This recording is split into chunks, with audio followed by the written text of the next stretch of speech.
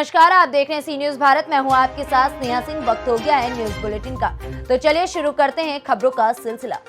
प्रगतिशील समाजवादी पार्टी के पदाधिकारियों और कार्यकर्ताओं ने राज्यपाल को संबोधित ज्ञापन जिला अधिकारी बांदा को दिया। पूरा मामला बांदा कलेक्ट्रेट परिसर का है, जहां आज प्रगतिशील समाजवादी पार्टी के पदाधिकारियों और कार्यकर्ताओं ने उत्तर प्रदेश सरकार के विरोध में जमकर नारेबाजी करते हुए धमाकेदार कलेक्ट्रेट परिसर में एंट्री करते हुए अपनी 10 सूत्री मांगों का ज्ञापन सौंपा। अध्यक्ष जी, आज आपने किस प्रकार का ज्ञापन दिया है? आज अभी हमने विगत 8 सितंबर को सरकार की जन विरोधी नीतियों और ज्वलंत जन समस्याओं को लेकर ज्ञापन देने का काम किया था, परंतु सरकार के कानों में जू नहीं रहेगा, एक भी मांगे पूरी नहीं हुई। आज फिर हम लोग 10 सूत्री मांगों को लेकर महामहिम राज्यपाल महोदय को संबोधित ज्ञापन जिला अधिकारी बांदा को देने का काम किए हैं।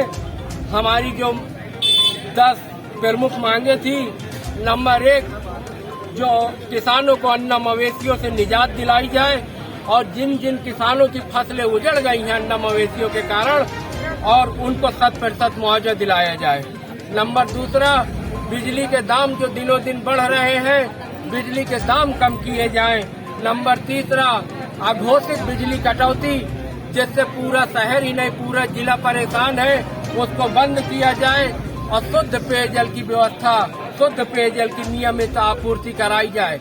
बांदा जिला के बहुत से गांव, बांदा शहर के दर्जनों मोहल्ले पानी की समस्याओं से जूझ रहे हैं, जहां हफ्ता भर पानी नहीं आ रहा। इसलिए हमने मांग किया है कि अविलंब उन मोहल्लों में पानी की व्यवस्था कराई जाए। और जो केंद्र सरकार द्वारा किसानों के विरोध में काला कानून, कृषि कानून जो पारित हुआ है, उसको वापस लिया जाए। दिनों दिन बढ़ रहे डीजल, पेट्रोल, रसोई गैस के दाम कम किए जाएं और जो 5 एकड़ तक के जमीन वाले किसान हैं, उनको कीटनाशक दवाएं और बीज और निःशुल्क किया जाए। और शिक्षित अशिक्षित बेरोजगारों को रोजगार दिया जाए। अगर रोजगार नहीं दे सकते तो उनको कम से कम बेरोजगारी भत्ता दिया जाए, जिससे वो सम्मानजनक जीवन अपना जी सके। विगत कई वर्षों से बंद पड़ी कताई मिल को अविलंब चालू कराया जाए, जिससे बांदा के लोगों के रोजगार के रास्ते खुल सके। जो अभी दुरेड़ी में जो अंडरपास पुल क्षतिग्रस्त हो गया है, जिसके कारण आवागमन बाधित है, उसको अविलंब दुरुस्त कराया जाए।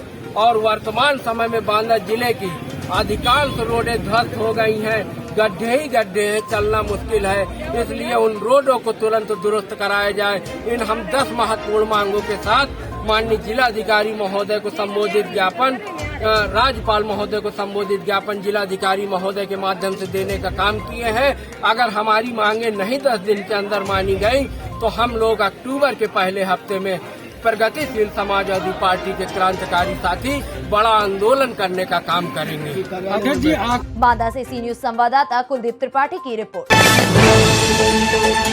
आज बहुजन समाज पार्टी बांदा के गुलाब सिंह वर्मा और पार्टी के पदाधिकारियों ने महामहिम राज्यपाल उत्तर प्रदेश को संबोधित ज्ञापन जिलाधिकारी बांदा को देते हुए कहा कि दुरेड़ी संपर्क मार्ग पर स्थित अंडर ब्रिज की दीवार ध्वस्त हो जाने के कारण कई गांवों का संपर्क बंद हो गया है, जिससे रोज के आने जाने वालों को भारी दिक्कतों का सामना करना पड़ता है, जिसका तत्काल निर्माण और मरम्मत कराकर रास्ते को सुचारू रूप से चालू कराया जाए।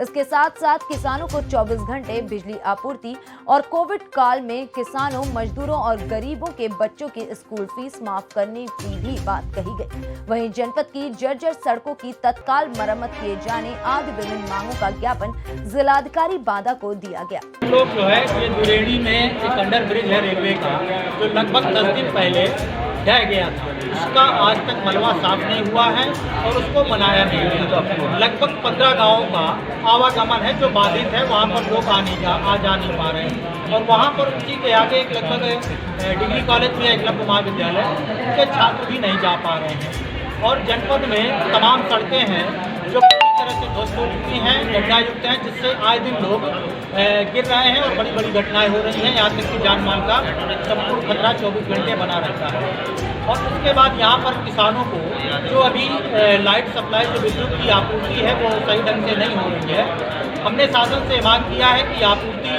सुचारू रूप से संचालित की जाए, जिससे अभी जो आपके अक्टूबर माह में बुआई होगी गेहूँ की या दलहन, तो उस पर जब विद्युत आपूर्ति सही नहीं होगी तो फिर बोरों से पानी नहीं दिया जाएगा, तो फिर उसकी बुआई नहीं हो पाएगी समय से। और यहाँ पर किसानों और मजदूरों के जो बच्चे हैं उनकी शिक्षा जो है, इधर कोरोना काल में वो लोग छुट्टी को जाए और व्यवसाय नहीं कर पाए हैं, इसकी वजह से उनके विद्यालयों की फीस पूर्णतः माफ हो, ये बहुजन समाज पार्टी ने मांग की है प्रशासन।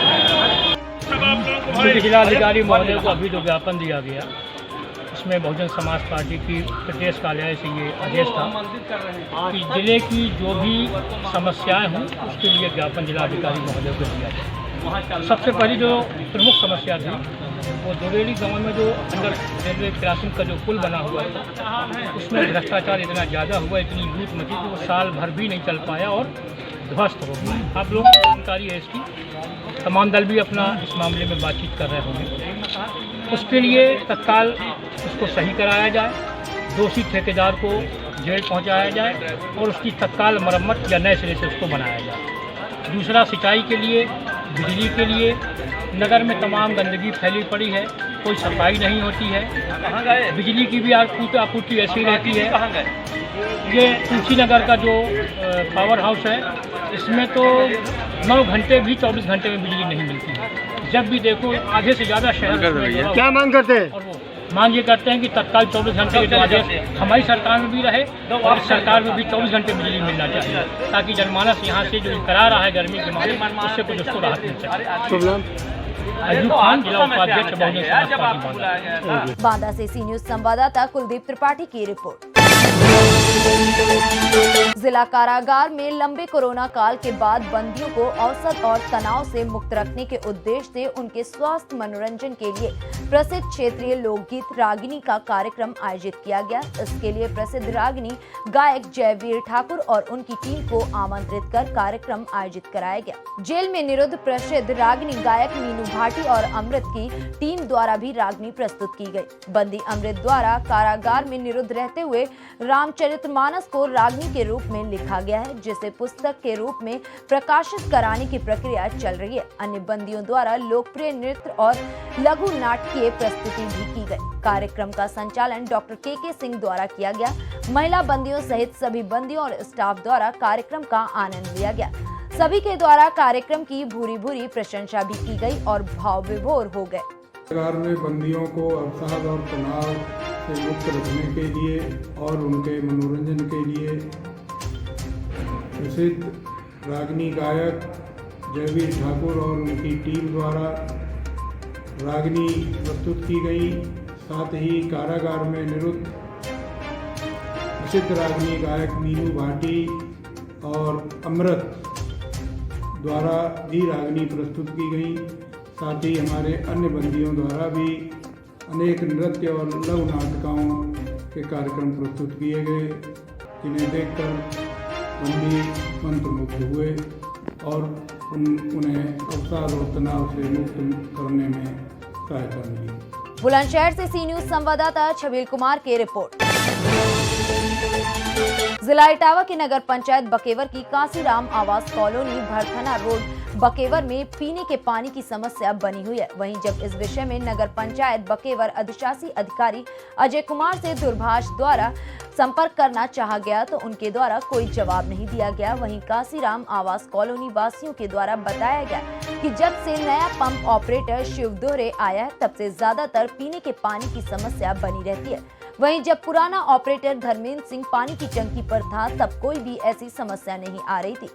कांसीराम आवास कॉलोनी वासियों के द्वारा ये भी बताया गया कि नए पंप ऑपरेटर शिव दोहरे नगर पंचायत अध्यक्ष बकेवर विनोद दोहरे का सगा संबंधी है, जिससे कि पंप ऑपरेटर शिव अपनी मनमानी करता है। वहीं जब उसका मन होता है तब पीने के पानी वो देता है और अगर कोई भी कॉलोनी वासी उससे पानी देने को कहता है तो वो अभद्र भाषा का उपयोग करते हुए पानी की टंकी से भगा देता है। आखिरकार नगर पंचायत बकेवर के अधिशासी अधिकारी अजय कुमार ऐसे कर्मचारियों पर क्यों कार्रवाई नहीं कर रहे हैं? इटावा से सी न्यूज संवाददाता आशुतोष वाजपेयी की रिपोर्ट। जालौन कोंच भले ही योगी की सरकार अपराधियों के एनकाउंटर कर रही हो, लेकिन अपराधी बेखौफ हैं और किसी भी घटना को अंजाम दे सकते हैं। इनके ऊपर कोई सरकार का या पुलिस प्रशासन का भय नहीं। ऐसा ही एक मामला अति व्यस्ततम बाजार सब्जी मंडी वाली गली लाजपत नगर से सामने आया, जहां खिलौने की दुकान पर खिलौना बेचने वाली लगभग 20 वर्षीय युवती के ऊपर केमिकल डालकर बदमाश भाग गए। वहीं ये घटना सीसीटीवी कैमरे में कैद हो गई है। आनन फानन में घायल युवती को पास के एक निजी नर्सिंग होम में ले जाया गया, जहां पर उपचार कर सामुदायिक स्वास्थ्य केंद्र कोंच इलाज के लिए भेज दिया गया। वहीं पर डॉक्टरों की टीम ने इलाज कर गंभीर हालत को देखते हुए युवती को उच्च संस्था के लिए रेफर कर दिया। खिलौने वाली दुकान के पास में ही एक विकलांग महिला फल का ठेला लगाई थी। केमिकल इतना खतरनाक था कि महिला के ऊपर छींटे आने से वह घायल हो गई। पास में रखे उसके रुपए भी जल गए। देखिए, ये आज 21 सितंबर की घटना है। थाना कोंच में ही लाजपत नगर मोहल्ला, यहाँ पर एक युवती जो कि खिलौने की दुकान है उनकी, वहाँ पे बैठी हुई थी। तो दो व्यक्ति अपाची मोटरसाइकिल में थे और उन लोगों ने मुँह ढक रखा हुआ था। वो लोग आए और कोई कोरोसिव केमिकल देखा है उन लोगों ने। उनके शरीर पे भी बाएं साइड में छींटे पड़े हैं और हल्का चेहरे पे भी उनको इलाज के लिए तत्परता के साथ हॉस्पिटल में भर्ती करा दिया गया है और आगे की जांच की जा रही है। जल्दी इन अपराधियों को पकड़ के अग्रिम विधिक कार्रवाई की जाएगी। अभी देखिए, कोई भी चीज़ है विवेचना में, इन्वेस्टिगेशन में शुरू में बोलना ठीक नहीं होता है, ज़्यादा डिटेल्स डिस्क्लोज नहीं कर सकते। हम इस पर काम कर रहे हैं, जल्दी घटना कर सकते हैं। Thank you. आपको नाम का है? कहाँ होगा? क्या बात हो गई? क्या बात हो गई? आपकी दुश्मनी है किसी से? दुश्मनी नहीं किसी से हमारी। फिर हम बीच का काम करते हैं। हाँ। और जो खिलौना दुकान बैठती है सामने। अच्छा, किसी पे कोई शक वगैरह? किसी पे शक है का? जालौन से सी न्यूज संवाददाता जितेंद्र कुशवाहा के साथ जान मोहम्मद की रिपोर्ट। फिलहाल इस न्यूज बुलेटिन में बस इतना ही। देश विदेश की ऐसी तमाम खबरों को देखने के लिए बने रहें सी न्यूज भारत के साथ। हर खबर आपके साथ, आपके हाथ।